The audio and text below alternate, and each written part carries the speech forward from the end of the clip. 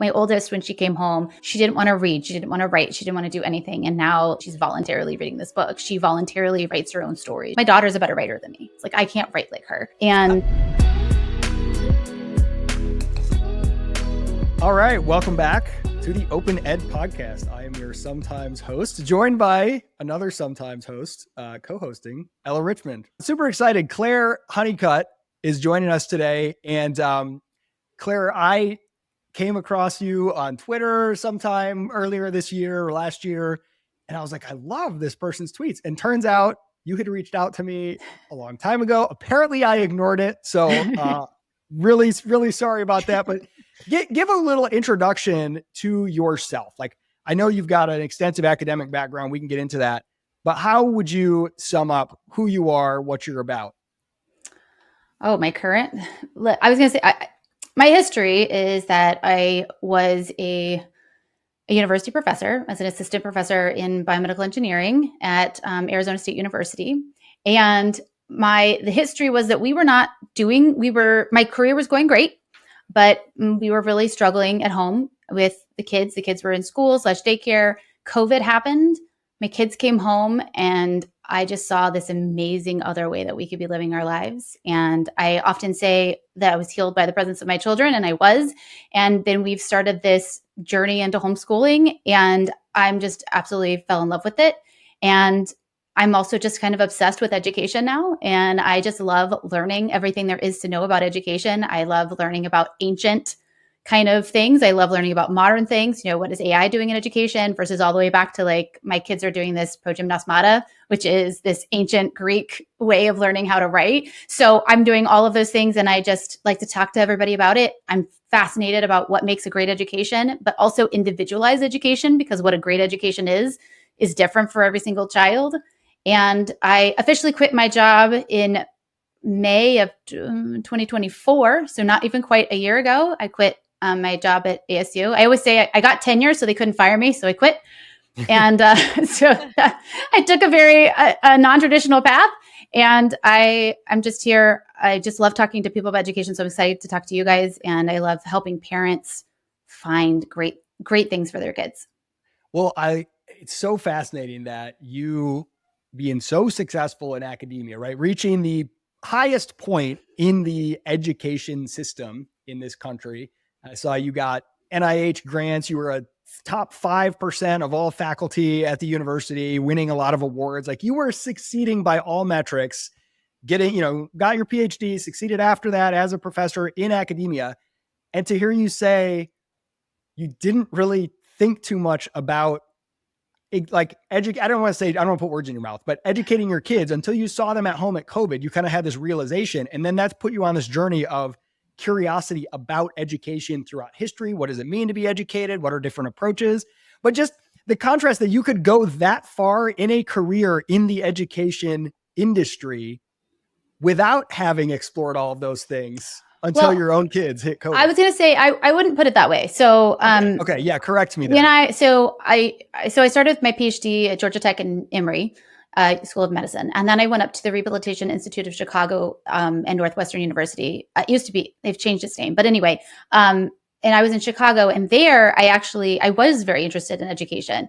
And so the difference was that while I was in Northwestern, I got an NIH grant that allowed me to specialize time to learn how to teach, because most faculty they don't actually know how to teach. They've never been taught teaching. They don't know anything about that. They're like, oh, you know some science? Cool, teach it to somebody. But that's, as everyone who's in education knows, that's not as simple as that. Just because you know something doesn't mean you can teach it to somebody.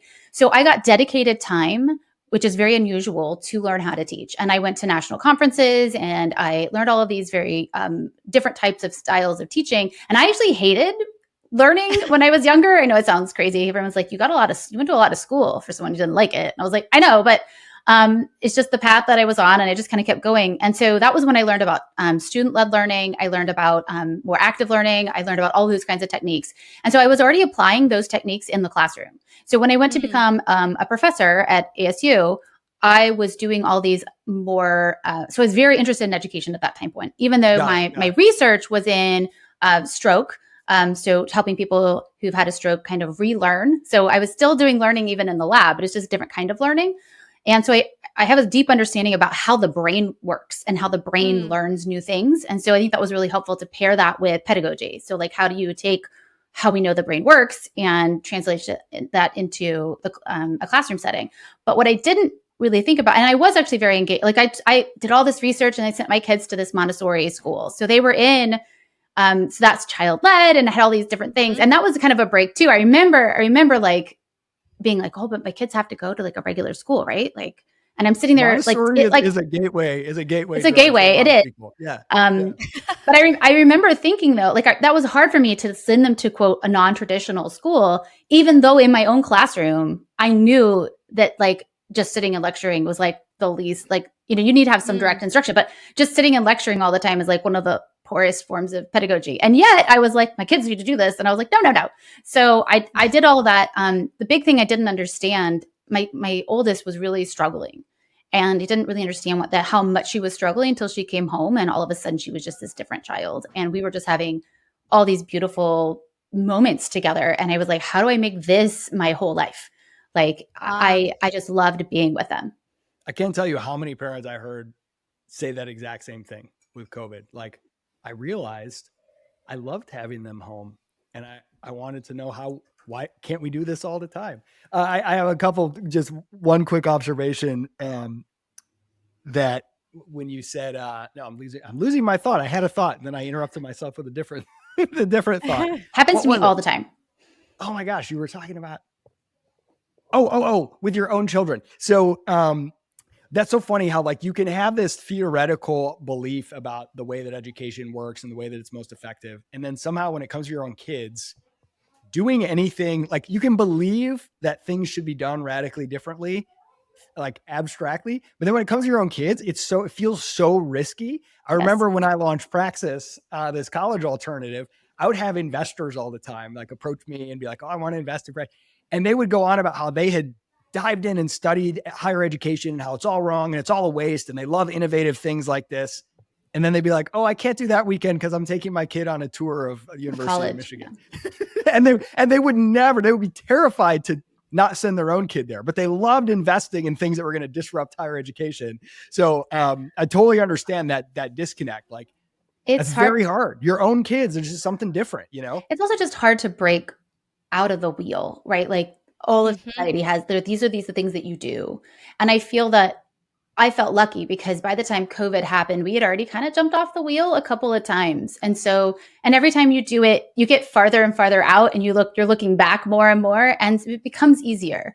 I mean, like one of the first things we did, like I had a doula and I did a water birth with my kid. Like, so like we were already starting because we did all the research. We're scientists, you know, I think my handle name is like hippie mom, like PhD. So it's like we're straddling both of these worlds, like, and so we broke off from that, and then we didn't put them in a traditional public school. We put them in a Montessori school, and so we had been making, and we've been changing our diet, and we've been doing all these other things, and we're into all the hippie stuff. But like we've been slowly making those transitions, and so I think it became easier. And then we were lucky because COVID, right? So like everyone, I mean, like the university was basically shut down. I had to like be online sometimes.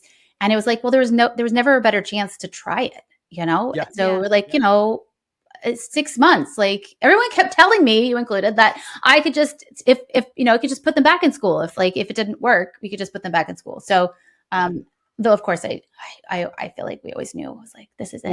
This is it. So it's funny you mentioned about the, like the water birth and everything. Sometimes pain is the better motivator than anything else. My wife and I, for our first child, just normal hospital birth. And it was such a horrible experience that's what prompted us to be like, okay, there's got to be a better way to do this. So when our next birth came, we ended up doing a home birth and the water birth and all that stuff. And it was not motivated by initially going out to seek something better. It was like, wait a minute, this really stinks.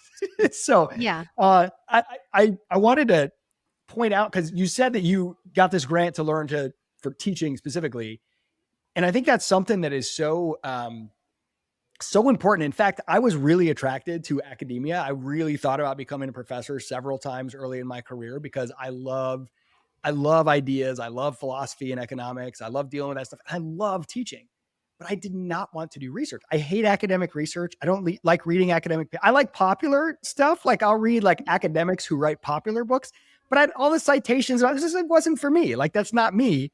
And the whole publish or perish, the fact that Yeah. you can't really have a successful career in academia just purely being a great teacher really like irked me. And so I ended up walking away. I'm glad I did. You But can do that, but that you can't do it at a research institution. So you have exactly, to be a predominantly undergraduate institution. But yeah. exactly. And now what's cool is the world has opened up so much that people can specialize in what they do best. And like, I mean, Dan Carlin has a podcast that makes him more money and reaches more people than any history professor anywhere, right? Because like, oh, he's really good at this one thing. And so I love that in this world where things are kind of, you can fragment and you can pick and choose and make your own bundle. Like, find that person Mm-hmm. who maybe they don't do any research, but they're great at teaching. Or for certain Right. things, you want to be cutting edge research and you want to find somebody who just does great research and you don't care if they're good at teaching a bunch of 20-year-olds for the first time.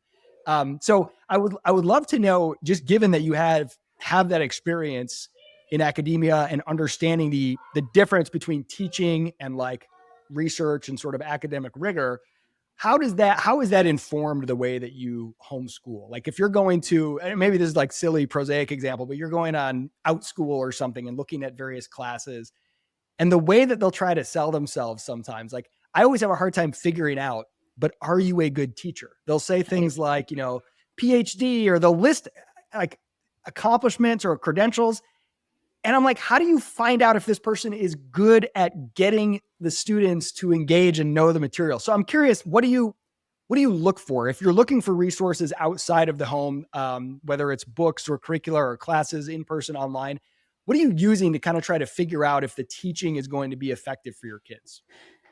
I'm I'm probably a terrible person to ask that question because I dislike almost everything that's out there. No, I love this. This is um, good. so, and I, so much so that I ended up starting my own learning club in my house because I was like, even like the local, everyone was doing all these different things. And I would go and I'm like, kids can do more than this. Like, and so I'm a big believer. So many people want to kidify everything. And they're just like, oh, the kids aren't ready for that. And I get it, like in the sense that we don't want kids, it doesn't want to feel stuffy when we forcing them to do it. But like, my kids were doing like an art history class, like it's a college level art history class right now. Are they understanding all of it? No. Are they getting a lot out of it? Absolutely. Are they choosing it? Yes, they're choosing it. They like it. They're like, my kids are really into Shakespeare right now. I mean, they're 10 and they're 8. They're memorizing Shakespeare right now because I introduced it to them. I think, and there's just nobody out there that's doing that. So I will be able to answer that question hopefully when we get closer to high school, because I think it's really important that my kids get other ideas and are taught by other people than me. But at the ages they are now, spending a lot of time, I'm going out and trying to find resources. I will say that, so we are using, so I said that we're doing this art history, but it's through Khan Academy. So it's like, it's free. It's been somewhat vetted. That being said, I still will hit pause and be like, I kind of disagree with these guys on this one. Like, we go back and forth. But I mean, I think that's an important part of the process, is that learning should be this back and forth. It should be that they're not expecting that everything that comes out of someone's mouth is exactly perfect or right. And I will say that what it's entailed, though, is for me to actually become a lot more broad than I am. Like, I'm a scientist. I studied science. I feel really comfortable teaching my kids science. I had to do a lot of writing, so I feel pretty comfortable in writing as well.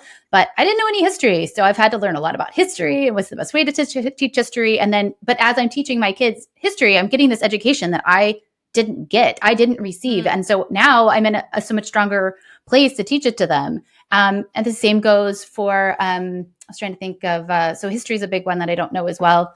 Or like teaching grammar. How does one teach grammar? Because I haven't taught grammar. And so I do a deep dive on all of those things. But luckily, I'm just super obsessed with all that stuff. In terms of like picking good curriculum, I think you have to think about how does the brain work best, and thinking about looking at what's out there and trying to match how the brain works, but also your child's specific brain. Some kids need it to be more active. Some kids don't need that as much. All young kids need it to be somewhat active. And you want active learning throughout, but there's like the amount of active learning that a high school student needs versus the amount of active learning that a kindergartner needs. Kindergarten, I mean, you guys know this, like you can like teach them everything they need to know in like 30 minutes a day. Like it's and like most of it could just be play, right? It should just be play. It's like, learning to read to them is like play. Like most of them really just love it if you get them excited about books. But like in high school, in order to have a really cool conversation, like, so if we're talking about the cardiovascular system, I can't just be like, here's a heart, play with it. Like that doesn't work, right? So it's more like, let's talk about, and so let's give you a little bit more direct instruction, and then we'll have this active component. So I think that something that's active, that's also suited to the student's individual needs in terms of what makes a great teacher, someone that can engage kids and that also respects kids and treats them like really like real people. I think so many people just treat them as that they're subservient to them. And I always say kids are beginners. They're not stupid. Like they're just a beginner. Like they just need help. Like you can talk to them like you would talk to an adult that's just a beginner in something. You just don't, right? So I don't Mm-hmm. know. I don't know if that was particularly helpful. No, I love the way that you call it, you kidify, right? Like your kids are possibly and probably more capable than you even think they are. I want to take this a little bit back and go back to your experience. So you were talking about COVID and that your child was struggling. How did you go from, okay, my child is struggling to now we have a solution to now, okay, I'm going to take this into my own hands? Like, what was that process like? Because I feel like a lot of parents feel that where it's like, I know there's a problem, back to Isaac's point about the pain. Like, I know there's an issue, but now what do I do about it? Now, where do I go? So I would say it was very stark. So the biggest thing it seemed for her, is that she was emotionally just having so much heartache. So she was having kind of these emotionally inappropriate, like age inappropriate outbursts all the time. And about 2 weeks into COVID, I remember talking to my husband. I was like, when did she last have a tantrum? He's like, I don't know. And I was like, well, that's totally new. And so I think that from there, it was like, it wasn't, so it was kind of, we decided it was like, we're not going, but we can't do this anymore. Like, I don't know how we're going to get to something else, but this isn't working. I will say that we did put them back into school. We were both working full time. Over that summer, my husband asked me what I wanted for my 40th birthday. And I said, I wanted to homeschool my kids. Like I was like, this is what I want, but we didn't know how to make it work. We were both working full time. So we put them back in school. It lasted like 4 weeks. And I was like, I can't do this. I can't, like, I just, we have to do something different. And then from that process, I just listened to so many other parents who were homeschooling. I listened to all the great podcasts. Like I told Isaac at the beginning, like before we got on, that he was I listened to him talk. I listened to all these people who were talking and making it work in this space. And I was like, there's all these other parents that are doing this. And I will say, it felt crazy because I felt completely unqualified to teach my kids. And of course, my kids at the time were like learning how to read and learning how to count. And I'm like, I'm not qualified to do that. And that feels so stupid at this point. But I will say, I listened to this one podcast, and there was this woman. She had a master's degree in education. She was like an elementary school teacher. And she said that she felt unqualified to teach her kids. And I was like, what? Like, if she feels like, I mean, then who's qualified? If she's not qualified, then who's qualified? And so for us, we just pulled them. We did kind of a deschooling period because that's, what you're supposed to do. And then we were lucky. We chose to work with Prenda to start. And for those of it, you guys, I'm sure are aware of Prenda, but for people who don't know who Prenda is, they are a micro school helper. And they also at the time helped homeschool parents. And so you could log with them, and they literally would keep grades for you, and they would do all these kinds of things because you partnered with a public charter. So the kids were still, quote, in school, but we were at home and we were having help. And I do think that transition was very helpful. And I needed that. I needed to be like my hand being held a little bit. And then at some point it was like, I think we've got this, and we don't want to have so much Prenda because they worked with the public school system. There was some more some more boxes on what we were allowed to do. And so then I was like, no, I want to do more, or I want to do different. I want to pick different curriculum. I want to be able to change curriculums because my kids are different in different situations. I really strongly believe that like kids develop and they need different things. And so then that was kind of where we went. And then, I mean, I still have moments where I'm like, are we doing the right thing? Is this going to be okay? But, I think that's forever. Like, I mean, what parent like doesn't wonder, am I parenting right sometimes? And so it's just an added piece. But I will say that we feel increasingly confident in the capacity to do it. And I think and it's because we can see so much how much my children have exploded at the level of learning. My oldest, when she came home, she didn't want to read. She didn't want to write. She didn't want to do anything. And now like she's voluntarily reading The Once and Future King. Like I just got it. I was like, I think you might like this book. And she's voluntarily reading this book. She voluntarily writes her own stories. She does all, she's in love. And the thing that she writes, I always tell people like, I write online a lot, but I'm like, I was like, my daughter's a better writer than me. Like the sentences that she puts together are better than my sentences. Like I can't write like her. And how did she get to that point? Can you walk me through like, okay, so you're starting homeschooling her and she doesn't like to write or read. hates it all. What are you doing? What does your day-to-day look like? Are you standing in front of a whiteboard in your house and giving her lectures? We have a very Are tiny you, whiteboard sometimes. No. are you sitting next to her going through a book? Are you forcing her to read classics? Or like, walk me through what you were doing that unlocked that for her. Yeah. I was gonna say there's what we did then and there's what we do now. What we did Love. then and what we did then was it was a very coaching model. It wasn't we have to get you on track. It was okay, you don't like reading. I'll read to you. And I just read to her and read her tons, like we just read all the time. That was a big thing. Read to your kids. It's like the easiest thing you can do and it's so good for them.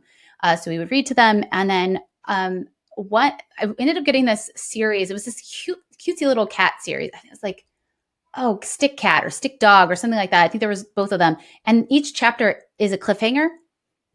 And she was like, oh, well, keep reading. And I was like, chapter's over. Got to go to bed. And then she would like, give me the book. Give me the book. And I was like, okay. And then she would start reading ahead. And then that started this habit that she would read ahead every night. And I didn't force her to. She just wanted to. And the focus is on helping them fall in love with stories. And we focused on just reading them great stuff. And yes. And then eventually she just came along. And then we would take them to the library. And it's like, these books are fair game. Find something that looks good to you. And, within reason. I mean, we're a little judicious about it, but more or less they could pick almost anything. And that I will pause you there. I'm falling in love with story because there's this kind of assumption that first you learn the tools, which are just generally applicable, and then you learn how to point them to your interests. So you just learn how to read as just this thing in the abstract. Then you go find books you like. And so the books that you're using to learn how to read is like See Dick Run, whatever. There's no compelling story, but it's so opposite than that. I remember when the Harry Potter books first came out, all of these younger kids I knew, some of my like cousins and relatives who had all hated reading, their parents were like, all they want to do is read now. And there was like this explosion of kids who wanted to read because of Harry Potter. And it's like, reverse that order, right? For kids, most of my kids learn to read and write like playing Scribblenauts, an app on the iPad, or wanting to play, Roblox with their friends or something, because they had something that motivated them. And then they learned the technique as a means to that end, not the other way around. So I love that. Like 100%. Start with story. Yeah. And once she was in love with stories, it was just getting her. And so she already had the core basics because she had been in school. So she already had some of the, she was past, though I will point out that we are still learning that there's holes in those. And so we've been having to fill in some of the more advanced phonics with her. But my little one, because her big sister was reading, I didn't have to, and we were reading to them, obviously. She was already in love with stories and her big sister was reading. So it was just like, I couldn't keep, like, it was just like, I want to learn like now. And I'm like, well, you're a little young. No, now. And I'm like, okay, all right, I'm in, we're doing it. I would say writing was a little bit different in the sense that how do you make them fall in love with writing? But what we did instead was, I just found simple things. And her thing with writing wasn't so much that she didn't like it, but that she was terrified of doing something wrong. And that, I think a lot of parents deal with that once they've come from a schooled environment. It's like, oh, I'm going to get a bad grade. I'm going to get punished for doing something incorrectly. And so I started with that my girls are way more concerned about doing something wrong than my boys. I would imagine that is true. Yes. And like not all the time, but there seems to be like a little bit of a general rule. It's a thing. Or it might be in different domains, right? They might have more concern about getting something quote wrong in there are types of domains. But anyway, so she was just terrified of getting things wrong. And so I started her with like poetry and I was like, it's poetry. Like it doesn't have to be spelled right. Like look at Dr. Seuss, he just makes up words, like I was like, it doesn't have to rhyme. It doesn't have to do anything. And so we just started. Everybody loves E. Cummings, right? That's right. That's right. So like you could just, it was just getting her into something that she like loved to like, again, it's building the love of something, building the love of learning. And so my biggest focus is like you said, a focus on motivation, creating that motivated environment. And a lot of that has to do with loving learning. And so we say that we have, quote, school hours, because there are some topics, I just don't know that it's possible to make spelling learning super fun. Like I've been looking for a game, but anyway, there are just some topics you have to learn. And I think it's healthy for kids to have some things that they have to push through and work. But the vast majority, like 80-90% of their learning should be playful, should be fun, should be something they're genuinely interested in doing. And so we say that we have, quote, school hours in the morning, but the afternoons it's science, it's history. Everyone else in the world would be like, you're doing very rigorous school in the afternoon. But to my children, it's play. Sorry, you're probably hearing the club's over. So I'm sorry if there's kids playing in the background. That's just the life. I will re-emphasize or mention what I mentioned before. There's a game, at least it's on the iPad. Maybe it's on the computer too, but it's called Scribble Knots. And it's kind of like you have a little character and they have to, solve a little challenge. And you can type anything you want, any object, and it will create it for you in the game. Cool. But if you don't spell it right, it might not understand it, or it will give you suggestions. Did you mean one of these? Awesome. And my oldest, that was how he learned to spell. He was so frustrated. And he was always trying to do like really crazy things. It'd be like, cut the rope. And instead of scissors, he'd be like, a Pegasus with a sword for a horn or something like that. He tried to do all these and it would actually work, but he wanted to know how to spell everything so he could produce the things that he wanted. So, that's actually one of my current theories with her. And you'll have to tell you in a year if it worked, that I'm actually going to back off of spelling and just say, she loves writing. And I'd be like, we're going to write. And we've transitioned. I believe very strongly in learning handwriting because it connects the brain in really important ways.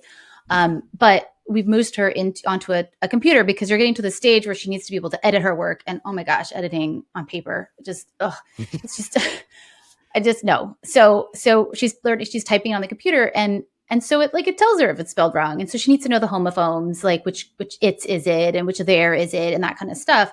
But it's going to tell her. So my current theory is I want to back off and just let her write because she loves writing. And that I feel like maybe she's going to figure it out. We're going to see. I'll keep you posted. That's awesome. Can you go a little bit into the handwriting as something that unlocks the brain? That's so interesting. Yeah. So when you think about the brain, if you're typing, typing is actually a very different task than handwriting. And we think of them as being the same task because it's like you're taking information from your brain and you're putting it out on paper, so to speak. But typing, your hands are more or less in the same place. And so there's not any postural control. Whereas and actually, I'll get to that in a minute. When you're handwriting, you're actually having to deal with the postural control system, which is a lower part of your brain, and you're also having to use the parts of your brain that encode for speech. And so you're having to think about what it is that you want to write, and then you're having to write it, but you're having to have a lot of fine motor control. So like the parts of your brain that control your individual fingers is very different from the parts of the brain that control your whole arm and your whole joints. And we've actually demonstrated that when people are writing, that they use different parts of their brain and more parts of their brain. And so when kids are young, one of the most important things that you're trying to do is try to get as many parts of the brain to connect to each other as possible. And that's one of the reasons why over usage of screens, we obviously use some screens with our stuff, but over usage of passive screens, if you think about that, you're basically just sitting still, your body's not moving, you're just passively taking in information. And that's different from an active use of a screen, but you're limiting the amount of inputs that your body is getting, and then you're limiting the parts of the brain that get connected to each other. And we've demonstrated, there's been a lot of studies around that people actually, when they're writing, they're more creative. They unlock different parts of their brain. They've studied this in like writers and things like that. And so it's a very different part. The other piece and I actually just figured this out a little while ago, but like when you're typing, I don't know how interested you are in this. Stop me if you get bored, but no, this is awesome. When you are typing, you are creating like certain very specific motor patterns. So when I think about typing the word can, my hands move exactly in the same positions. So a really good example of this is like, there's certain words that I misspell and I misspell them every time. And it's not because I don't know how to spell them, but because when my brain loads that motor program, it just spits it out. This is what it is. And in this order, and it's wrong, right? So I have to retrain my brain to do that. Now that's completely different from writing, because writing isn't a specific motor pattern, because you're moving across it. You can't just be like, can, right? Like you can't just write it really fast. And so it's totally different. It's totally different the way what parts of your brain are involved when you're doing those things. And so I think it's really important. And again, as you get older, you don't necessarily need handwriting versus typing. Though a lot of people anecdotally say that if they're typing, that if they're trying to be creative, they need to write it first. And this, I noticed this in the classroom when I first started teaching at ASU, which was like 2015. All the students were typing, but over the course of that 10 years that I was teaching, they all moved to writing. And it's because all the data were saying that you actually don't consolidate the information that you're taking in as well when you're typing it out, because you can type like literally every word versus when you're writing, you have to synthesize what's actually really important here and write it down. That's so interesting. I've always typed for like longer, if I'm writing an article or something like that. But for taking notes, if I'm taking notes during a lecture or something, I can't type it. I have to do it physically. And like, because it gives you the freedom of like drawing up in the corners or putting in a little arrow or doing like something about just, and then my brain, when I look at the way that I wrote it on the page, remembers specific parts of the talk because, anyway, I came across this. It triggers memory. It does. So this is another part, but which may or may not have any basis in any studies or neurology. But I came across this. Somebody asked C.S. Lewis for advice on writing, and this is from like 1959. And he had like 8 tips, and one of them was, don't use a typewriter. The noise will destroy your sense of rhythm, which still needs years of training.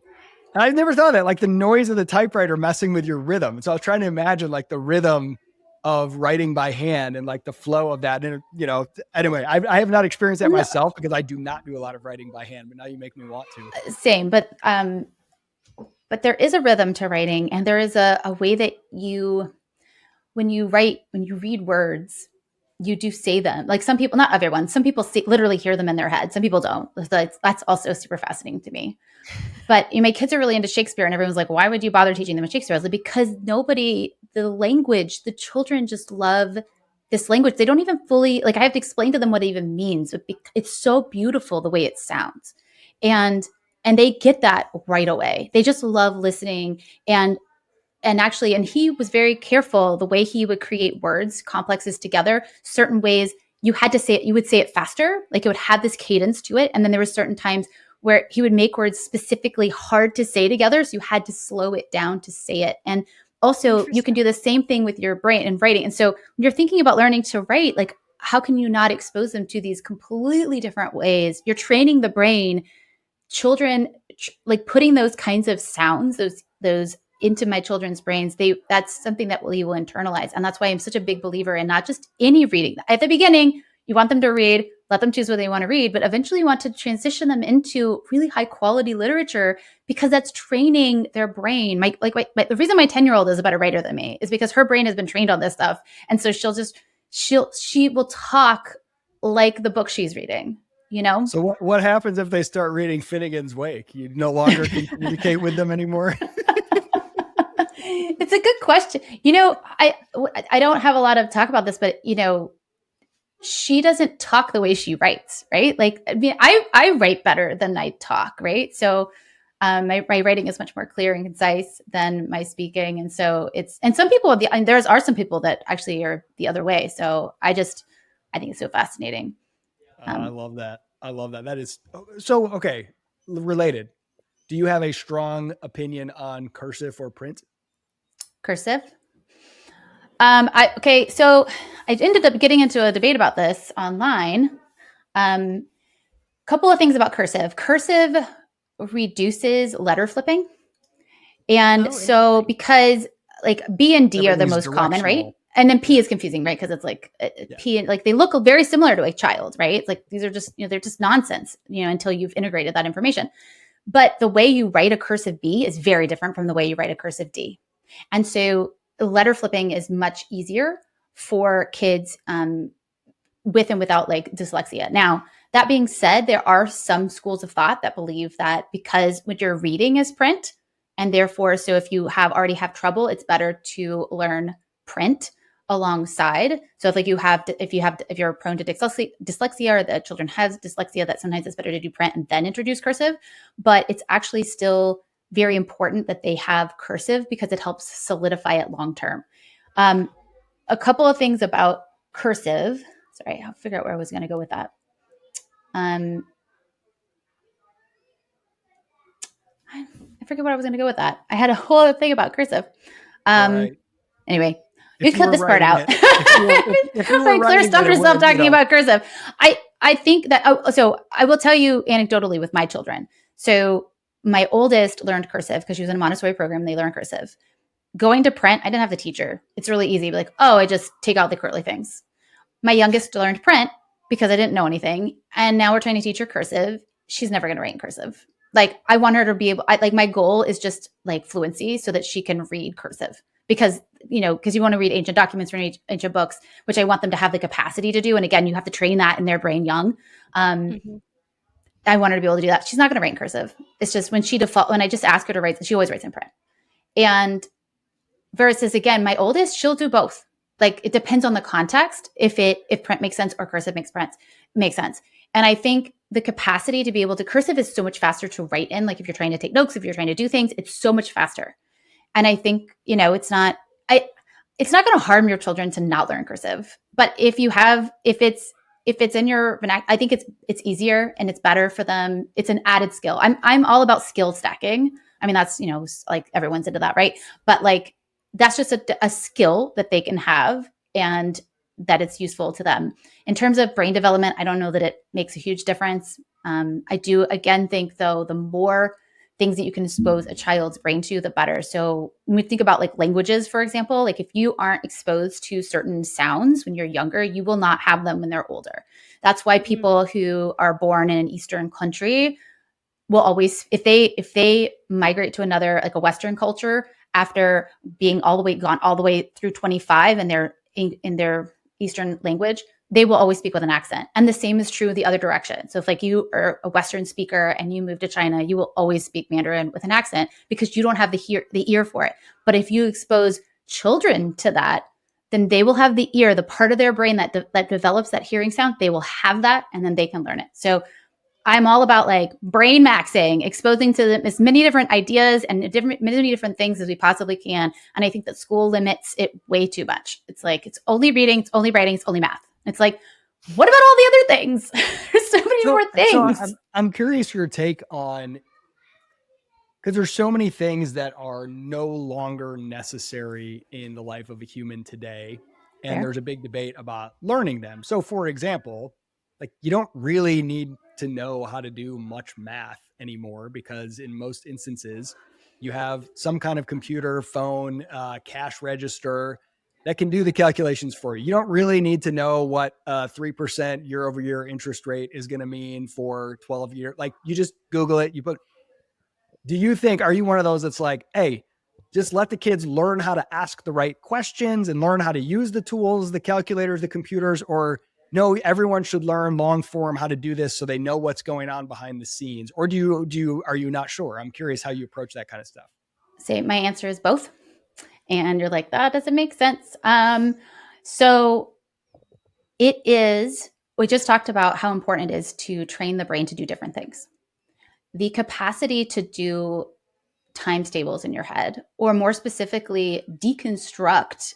Division is deconstructing, right? It's like, okay, 60. Well, 60 is 1 in 10. It's also 2 in 30. It's also, right? Like, so to be able to deconstruct that gives you a sense of what that math is. And it helps you understand numbers. It's like memorizing. Is it necessary to memorize a bunch of stuff, like memorize poetry when you're little? No. Does it train the brain in a very specific way? Yes. Do we want to train the brain in that way? Yes. There's a lot of times when we have removed something from a classroom and then we figured out 10 years later, oh, that thing was teaching something we didn't know it was, and we got rid of it and we don't know that it's important. So I'm a big believer in anything. The way I think about it is this training my child's brain in an important way? It's not, can they do long division? It's, is this practicing important for them, for their brain to be able to process this kind of information? That's important to me. we just went through this thing with the long division though with my kid, because her program, it's like she's still practicing long division. I'm like, no one's gonna like like you're not gonna divide this 4-digit number by 3-digit number. You're never gonna do that. No one ever does that, right? So for me, it's like she needs to know the concept, and I regularly, she has to demonstrate to me that she can still do that. And again, but I'm much more interested in her being able to deconstruct other kinds of numbers or understand that 10,000, what does that really mean conceptually? So, we do that kind of piece. But then I'm actually teaching, I just wrote a post about this. Actually, I'm actually teaching her how to use a computer to do, and I say computer because no one uses calculators either. You use a computer. So I'm teaching her to use a computer to do these problems. And there's a couple of reasons for that. It's not just about, so when I was a university professor, this will seem like a side, but I'm going to come back. When I was a university professor, so often my students would come to me. So we did all this data analysis, right? And so they had to do all this coding and all this stuff. And they would come to me and they'd be like, oh, I did this thing. And I would look at it and be like, this is clearly wrong. And they had no idea why it was wrong. And they didn't even know to think that it could be wrong. And I'm like, well, how do you check to make sure that this is correct or not correct? You have to develop an intuition for doing that. You also have to develop the capacity. So you need to be able to both, one, get a sense, okay, I don't need to know what 467 divided by 23 is, but I might want to know what 450 divided by 20 is. And so I have a ballpark, right? And I can do that in my head. And then I can look at this number that the computer gave me and be like, well, that's way off, or that's not off at all. And I think that it's important to do both of those skills. So am I going to train my kid? My kid is not doing any of those really complicated long division problems anymore, but is she doing them on a computer, estimating with her brain? Yes, that is a critical skill. And I'm training her to do that. My youngest is too young for it, but my oldest is doing that. And I plan to continue to do that all the way through, because that's the important skill. I love that what you just set up, because it's so funny in my house, the way my kids think about this stuff. One of my daughters is like, Dad, I got Chat GPT. So all this other stuff, who cares? Right. Don't get me started on that thing. And the ability to say, understanding what's going on under like, what does Chat GPT do? How does it get its inputs? And then that should let you have good intuition about why and in what ways it's likely to be incorrect. And that way, when you see it spit something out, that's like, something about that doesn't seem right. You're able to kind of think, yeah, it probably isn't right, because this is scanning all these pages and it's making these assumptions based on language and spotting patterns. And so like understanding how it works enough to train your intuition to know when not to trust the tool and when to dig deeper, I think is like a really elegant way of bridging both of those approaches. Yeah. One other thing that I would love to ask you about is, I know that you've shared about internal motivation, like intrinsic motivation with children, right? And so there's this topic that we're talking about, all these concepts that we're like, okay, this would be awesome to teach your kid. And to a degree, there are ways to motivate them toward that. But there's also some topics that are really, really hard to get kids interested in. How do you do that? Like, practically speaking, whenever it comes to, like, say Isaac's kid comes to him and she's like, I don't need to learn this because of ChatGPT. What is the conversation that you have next? Because there's the dad answer, which is like exactly what you just said, Isaac. And then there's the intrinsic motivation answer, where it's like, how do we help kids to be motivated to do the thing that we know they should do? I have a couple of different pieces about that. So I'm going to jump from my kids back to my college experience for a bit. So, because I think that that's kind of an older kid issue. Younger kids, if you're into it, they're into it. But that stops. I'm guessing I haven't lived through it, but I'm guessing it happens around puberty. And then age 12 is right around the time. Right. So I'm close. Yep. I'm close. So I think for young kids, so the quick version for the young kids is that you create the environment, you show that you love it, and they're in. Like, they really, as a camp counselor, is the same thing. Like 9-year-olds, like, you could just be like, we're going to the pool, and they'd be into it, right? And then 12-year-olds, we're going to the pool. They're like, we have to go to the pool. Like, are there other choices? But anyway, jumping to the college students. So my college students generally came in, the vast majority of them were just phoning it in. We always had like the top 10% that were super excited and super interested in everything. So it was really about, how do you reignite a love of learning? But by the way, that is one of the underappreciated, one of the most depressing parts about a traditional education is the number of other students who don't care and what that does to a student who maybe does care or would care, but being in an environment where most of the other people don't want to be there, including the professors in most cases who don't want to be teaching, that like is such a draining experience. And that happens in K through 12 too. So I think that's underappreciated. Like when you're in a place where the majority of other people don't want to be there, it's a different kind of environment than where the majority, it doesn't have to be everybody, but at least the majority are actually excited to be there. It's one of the reasons I started the Learning Club, because I wanted to facilitate an environment which I bring in children who were genuinely enthusiastic and or I have experience reigniting a love of learning in kids. And so like to have a group of kids that are just genuinely love learning. And it's much harder to instigate that once they're 18, 19, 20. Well, I got you off track. Sorry. Yeah, no, it's good. I love it. So in terms of so one of the last things I did before I left the university, so I actually was very involved in teaching other faculty how to teach. I was also creating brand new teaching techniques like pedagogy in the classroom. And what I focused on was motivation. And I was very interested in bringing psychological based information into the classroom. So persuasion, if you understand persuasion, there's a lot of different psychological elements to how do you engage students. And so I did a lot of those. Some of them are really simple, and it has to do with connection. So often students have no connection whatsoever with their teacher. And as a parent, you don't really, you get to bypass that. But as they get older, they are naturally and it's healthy for them to start to disconnect. So you have to try to form that connection in slightly different ways, but that connection is important. And if you get into a battle with your kids, it's going to fall apart. So at the university level, I spent a lot of time reconnecting, establishing what do we have in common, that I'm on their side.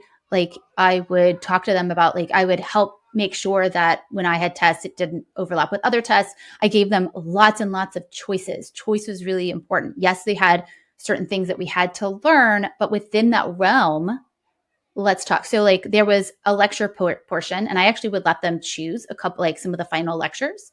And then there was also a lab portion. And the lab, what was most important in the lab is that they learned how to run an experiment, specifically a physiological experiment. Cuts out a couple courses, but this particular undergraduate class I'm thinking about. But they were allowed to choose within some safety bounds, their own topic. And we really would let them do that. And so there was a lot of choice there, and it was so you need to figure out how can you let them choose? Yes, you have to know kind of math maybe, but like within that realm, there's so many different ways to learn math, and you can learn online. You can learn, a very procedural program, very conceptual program. You can do it first thing in the morning. You can do it later in the afternoon. You can do it in a group. There's just so many choices. So allowing that choice to be there, focusing on connection, allowing the choice. And then you do really need to motivate it. Like we were talking about at the beginning, you have to show them the end result, right? What is the point of learning this new thing? So is it related in my class within the lectures, I would teach them about the cardiovascular system, or I teach them about bones, but then we wouldn't just stop there. It'd be like, let's do a whole deep dive on what happens when someone has a heart attack. What can we do to actually fix that? Let's do a whole big deep dive on osteoporosis, right? And why these are biomedical engineering students, so they're generally interested in medicine anyway. So they come with that. But, it's like, let's talk about how this actually plays out in the real world. I'm not just going to teach you this boring stuff that you have to memorize. Why do you need to know this information? I did an entire lecture, instead of just focusing on genetics, which you need to know. That's, of course, we talked about epigenetics, and we talked about how your epigenetics can actually change, and how we used to think that you just came and it was exactly the same way. And it turns out like you can actually change a lot about how your body functions through diet and exercise and all these things. And so then all of a sudden they're like, whoa. And then when we talked about neurotransmission, the nervous system, like I did a deep dive on how drugs affect your brain. Everyone's always super loved that talk. It's like, this is how methamphetamine affects your brain. This is how, what happens to your brain on psychedelics. And we talked about all those things, and we talked about, marijuana, what these different things do. And I related all of those things back to the learning objectives, right? And then they were actually asking me really deep questions. I actually did a whole lecture on learning, how learning happens. And then they were putting all these things together because it affects them. They need to know how to learn. They need to understand how their brain works so that they can actually apply that to learning, so they can be better students. And so it's, why do you need to know this information? So those are kind of my criticals: connection, giving them as much choice as possible. There's so many ways. Like, you don't have to write about some book. Like, let them pick the book they're going to write about. Let them, pick how they want to write about it. There's like 8,000 of ways to write about something, and give them those choices, and then motivate it with what are they getting out of it. And the truth is, if you can't tell them why they need to know something, well, why? Then you need to be asking your question: Do they really need to know this? And that's one of the things that I come up like. So we just hit that with long division. I'm just sitting there. I'm like, do we really need to do this? Like, this doesn't make sense. Like, so then it was like, okay, how can I turn this into something that's functional that they actually do need to know? And then I can explain that to them. But if you can't explain to your child why they need to know it, it's not just like, you need to know it. Well, then maybe they don't need to know it. So there's always there's such an interesting dance between allowing your kids to pick the thing, to choose the format, to have all this choice, and providing constraints. Like, sometimes they actually want that, right? So you'll see this in sports. If you're in a practice with a bunch of kids, there is a level to which saying, okay, what do you guys want to do? What drill do you guys want to do? There's something there that is getting at something correct, like some agency involving them. But there's also kids, they actually want a coach sometimes who's like, everybody get down and we're going to do suicide runs. We're going to do push-ups. Like, I'm going to force you to do this thing. And so I've noticed with my kids, I was doing this writing thing with my girls a year or two ago, where like every Tuesday I would do like a little writing assignment or something. And they would complain, but in a way that like middle school girls like fake complain, like, oh, you're going to make us write a poem today, aren't you? But I could tell they kind of wanted to. They would never admit, they would never say, I want to write a poem, because that seemed kind of like, but they were kind of looking forward to. So I give them these different challenges. Like, okay, this time it's a short story. This time and they would complain and they wouldn't have done it. There was like, sometimes you have your finger on the pulse as a parent. Sometimes you like just get it right. Not often, but sometimes you do. And I kind of just figured out like, oh, because at first I was like, what do you guys want to do? What you want to write what do you want to write about? You choose the format. And they kind of just like didn't know what to do. And I kind of had the intuition. Yeah. Like it's too open. They need a constraint. They need a challenge. And they've never heard of iambic pentameter. So let me provide for them this challenge and say, that's what we're doing this week, or a haiku or whatever. And it actually worked out great. So like, I just want to encourage parents, when you're on this journey, sometimes you can swing really too far. You can be like, yes, okay, everything's so structured. Oh, I see. I need to student led. Okay. Now I say like, do whatever you want. And the kid doesn't know what to do. And I feel like I can't impose anything on them because it's supposed to be student led. Like, you're always kind of trying to find, and it's different for each kid. I'm glad you bring this up, because it's actually one thing I have a really hard time talking about, particularly on X/Twitter, because you can't do nuance. And the truth is there are a lot of nuance with this, because I am very supportive of lots of different models of education. And I am never one to say this is the way to do it, because every single child is different.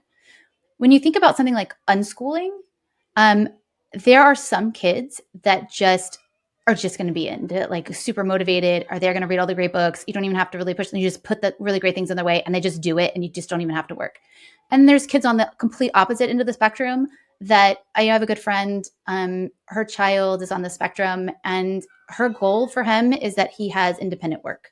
Unschooling is the exact right model for him. He doesn't need to be able to read, fancy literature. Her goals are like focusing in on life skills. But there's a lot of kids that are in the middle. Most kids are in the middle, and they need coaching, and they need someone and pretty intense coaching. And I would say that, like, so for example, with my daughter with reading, I couldn't have unschooled her in the beginning. She wasn't going to maybe she would have eventually come to reading. I don't think she would have, though. And if she did, it would have been really late. I did a very coached model. It was not insistent. It was very kind. It was very gentle, but it was a strong presence. Like, reading is important to our family.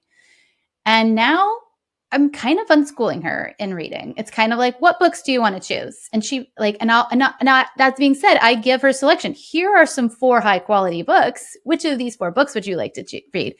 But that being said, like, I'd still take her to the library, and she still picks out books that her own independent books. My point is that we sometimes give too much freedom too soon. And but the other thing is that kids go through different phases. There's going to be times where you have to kind of put things on and kind of help them go through something, because the truth is sometimes things are going to be hard, and it's an important skill and it trains your brain in a very specific way. That's what I'm going to keep coming back to, that to work through something that's hard. And then on the other side, to see, just the other day, like I just told you, I just spent all this time telling you how much my child loves writing and all these things. But she had like a little, like, was very upset about this new story she was writing, and she didn't know she wanted to do it that day. And we had to just sit and talk about our feelings for a while. And so we had to work through it. And then she did it, and she was so glad she did it, right? But then I could have just been like, you don't want to do it today? That's fine. But that, like you do have to be like, well, why is it you don't want to do this thing? Is it because you're scared you don't want to do it? That's a completely different issue than I just don't want to, or I'm not interested in it. Or like with math, like if my kids are struggling with math, it's like, is it too hard? Is it too boring? Because there's two completely different directions I'm going to go. If it's too hard, we're going to pull back into basics. If it's too boring, well, maybe we need to speed up. Maybe we don't need to do all these long division practices. And so I think you have to kind of be keyed in. And I love the way you put it. It's this delicate dance. And I will point out, though, that kids do need, lecture gets a bad rap. Lectures, like, I'm with you. But I've taught on the university level, and I've taught little kids, if they need some direct instruction. Otherwise it's not, then they're just flailing around. Like I love lecture, by the way. Personally, I love like I would take a lecture versus a group project or like a group assignment. Yeah. Right? Like group projects are the worst in college. Because here's what often happens. People are like, oh, okay, you can't just have kids sitting and listening and being passive. So they need something active, but they don't really think from the ground up. So they just take material that was made for lecture and say, okay, we'll just foist it off on the students and say, go do this yourself. And it just doesn't really work. So like the older you get, I think the more lecture is useful. But it's funny. It's just smaller doses when they're little, right? Like Exactly. you lecture them for 5 minutes. Let me give you this little piece of information. Now let's do a project about it. One of the best things I ever did, I should probably start it again, with my son, my oldest, when he was like 8, 9, 10, I would call it dad class. And it would literally, we had this little chalkboard, and it would literally be like 5 minutes. And I would do it like once a week. And I would just pick a concept. It could be anything, like compound interest, or just any kind of concept that he was unlikely to have encountered, or like, what is a graph, like an X and Y axis? What does that mean? And it was literally like 5 minutes. And I had this tiny little chalkboard, and I would just sit him down and be like, all right, here's the concept today. And then we would just go through and make a little chart. And he would just kind of like, whatever, it'd stick with him or it wouldn't. But it was so interesting watching how those things would come back and pop up later, because the seed had been planted and he'd been introduced to the concept. And I wanted to just throw out to parents out there, as you were talking, I thought of this. If it feels like you are missing sometimes, don't beat yourself up too much. Sometimes it's just a matter of timing. I can't tell you how many times my oldest, who's very verbally smart, very abstract thinker, philosophical, quite literate. So I would always try to get him to read all these books when he was like, especially around like his mid-teens, and he would just resist every time. No. Yeah, whatever. I'd set it in his room and he'd be like, thanks. He'd never pick it up. And so I just felt like, oh man, such a failure. Sometime around 18, 19 on his own, he remembered all of them. And he'd be like, hey, remember that one time you were telling me I should read that book about history, or that book about this or that? What was that book? And then he would come and actually read it. And so like I was off by like 2 or 3 years in my timing, but it actually did stick with him. And so sometimes like it's there. Don't beat yourself too much. Don't beat yourself up too much. Your kids, even when they act dismissive as teens, they're often listening and they internalize it. And later when there's a reason, they'll come back and ask you to point them in the right direction again. I do think that model, there's some things that the unschoolers get right. And one of the things that they get right is allowing to have the quality relationship with your children when you're not so crazy strict about everything, that there's flexibility, that you're listening to them, that okay, you don't like this. Why do you not like this? Can we figure out how to make this work for you? That's about you. And they get that right. So right. So I always say that, I'm a hodgepodge. I pick up the best of all the different ones, and I'm still picking up ones. Like I just keep picking up stuff. So. Yeah. Don't throw away any of these as possible. Yeah. Like sitting and listening to a great lecture, you don't want to take that off the table, 100%. Reading a book, working through a textbook. Sometimes textbooks are great. So I love so with you. that's such a great place to bring this home, because that's the whole theme and name of the podcast of the company, Open Education. Like, open it up so that all of the options are out there and you get to kind of pick and choose what works and when it works. And you have 100%. such an interesting perspective and informed opinion here. Ella, you bring us home with the final question. All right, Claire, our final question, little rapid fire for you. I just want your take and your advice to moms out there, possibly listening, possibly going through what you've just laid out for us.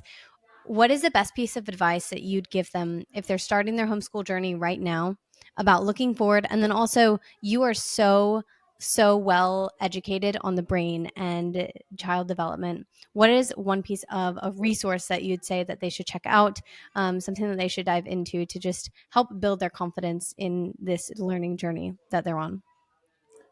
So my advice is to trust yourself. I wish that I had trusted myself a lot more. When I look back, I knew that there was something wrong and I ignored it because everyone just kept telling me, oh, it's normal. It's totally fine, that they don't like school. Like, they'll get over it. But I knew that it wasn't normal and it wasn't okay. And I wish that I had trusted myself more, and to trust that there's no one that cares more about your kids' education than you, not a teacher, nobody.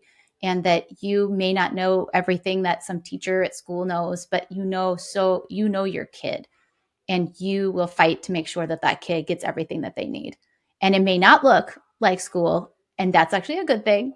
And that kids can that you and the relationship that you build with your kids is the most important, and just trust yourself more. In terms of resources, my go-to resource for everybody is The Well-Trained Mind. It is a ginormous book. It is a text. It's like an encyclopedia. It's not something you're going to sit and just read, but that's why I like it to give to parents, because it's got everything. It's got young kids. It's got old kids. It has more than you could possibly do. And that's what I like, because there's just so many things out there. And I always like to partner that with, because it's a very rigorous education, I like to partner that with Peter Gray's Free to Learn, because it's a version of unschooling.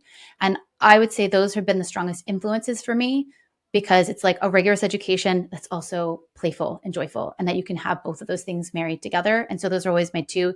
They are literally polar opposite books. If you are familiar with them, they're the opposite spectrum. Like, this is like all of the stuff, and this is like, just let your kids just love life. And so I marry those two. And I'd say that those are the big influences. I'll also like, if I will, to say that I write extensively about this online at my website, clarified.life. And so if anyone's interested in more details about the things that I do, I try to really go deep about what it means. And I mean really deep. Like, I go really deep into the very strong nuances of education. I am creating a You Can Homeschool course, which is very high level. So for newbies, because I have new people that come in and like, I need higher level than this. So, but that's just I'm just super fascinated about learning. And so that's what I write about, because it turns out people want to hear about it. So I'm honored to be of service to the community in that way. Oh, I love it, Claire. I feel like we could go on talking about all these topics. We'll have to do it again sometime. Yeah, we'll do a round two sometime. Definitely follow Claire on X if you're on X, or go to clarified.life. Check out her writings. This is so awesome. Thanks so much for joining us on the OpenEd podcast.